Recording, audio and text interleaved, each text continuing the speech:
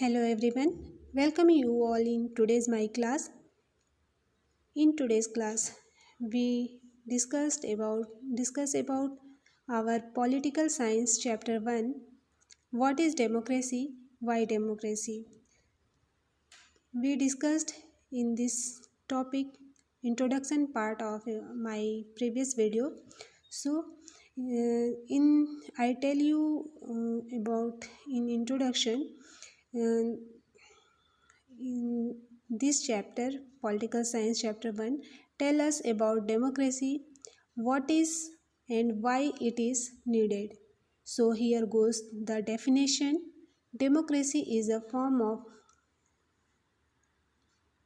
what is democracy? So simple definition, democracy is a form of government in which the rulers are elected by the people. Okay, so I again repeat, democracy is a form of government where the rulers are elected by the unified decision of the people under the government. This definition allow us to understand the basic difference between democratic and non-democratic governments. Example, the power of electing therefore the power of electing their rulers to lie in people's hands. Example of non-democratic governments in Myanmar, the controller of the army becomes the ruler and clearly the people have no say in this decision.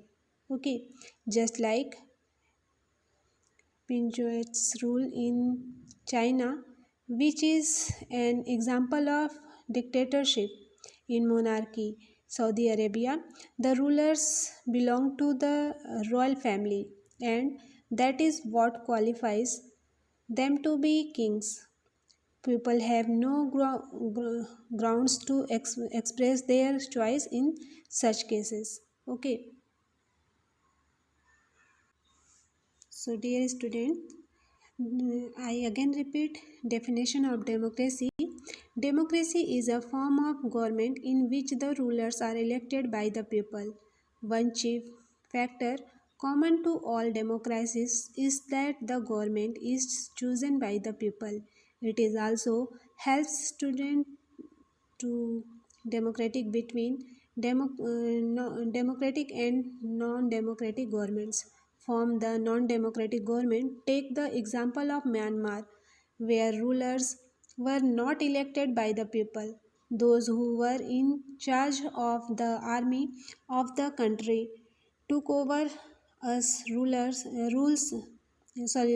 and people had no say in this decision. Dictators like Chel are not elected by the people. This also applies to monarchies. Okay, so I hope you understood meaning of democracy.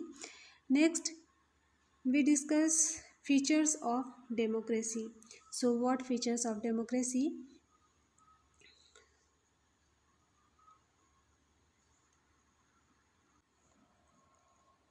The, the simple definition of democracy gives rise to various questions which are given below.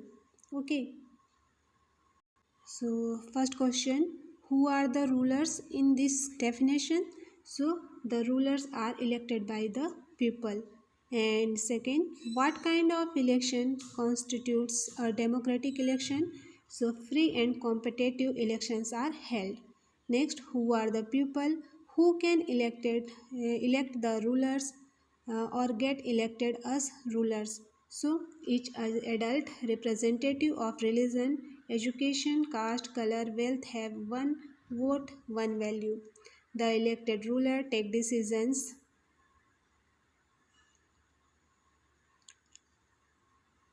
within limits set by constitutional law and citizens' right.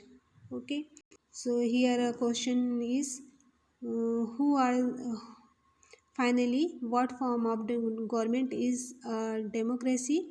So the elected rulers take decisions within limits set by constitutional law and citizens' right.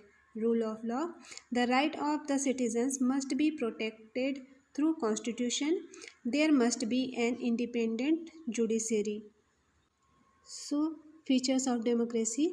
I again repeat, the following questions arise in light of democracy. Help to democrate a true democracy form a presidentialist one.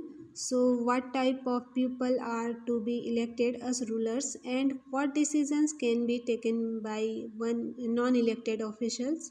So, the rulers are elected by people, and under what circumstances an election must be considered democratic. Next question is, what constitutes the electors population and whether there are equal rights or some expectations. Next question, what is the form of a democratic government, meaning what are limitations and freedom of decision making by the elected rulers. Lastly, how necessary it is for democracy to respect the rights of citizens. I hope you understood features of democracy. Next, we will discuss topic about major decisions by elected leaders.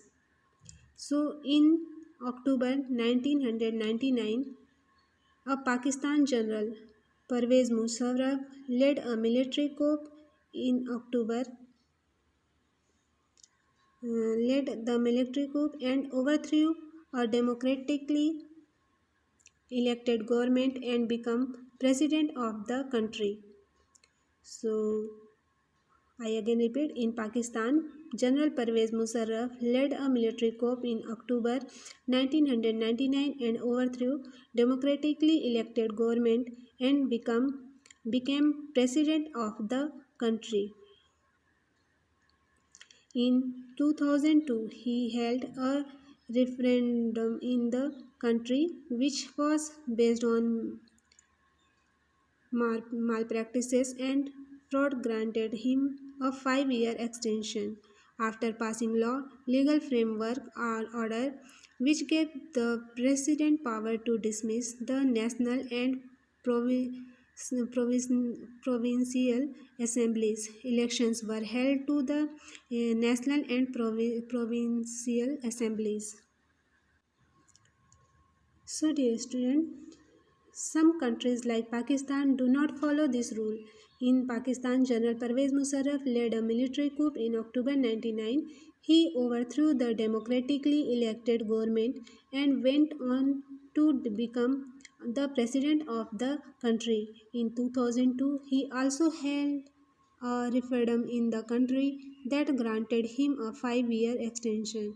Meanwhile, after passing of this legal framework order, elections were held to the national and provincial assemblies, and elected representatives were granted some powers, but the final power rested with military officers and General Musharraf himself. Hence, we can conclude it was not a democratic country. The same thing happens in many dictatorships and monarchies. Thus, we can conclude that in a democracy, the final decision making power must rest with those elected by the people. So, dear student, I hope you understood this topic, major decisions by elected leaders. Next topic of this chapter we will discuss in our next video. Thank you for watching.